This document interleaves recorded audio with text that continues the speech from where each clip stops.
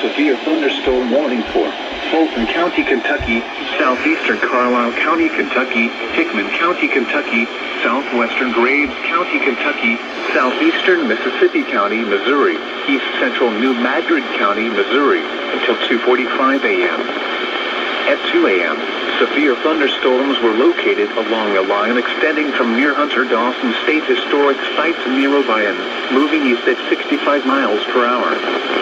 Expected hazards include 60 miles per hour wind gusts and quarter-size hail. This is a radar-indicated threat. The following impacts are expected. Hail damage to vehicles is expected.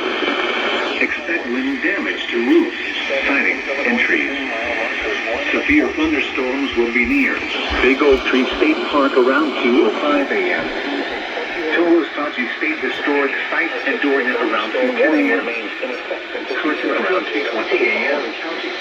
Other locations in the path of these severe thunderstorms include Fulton.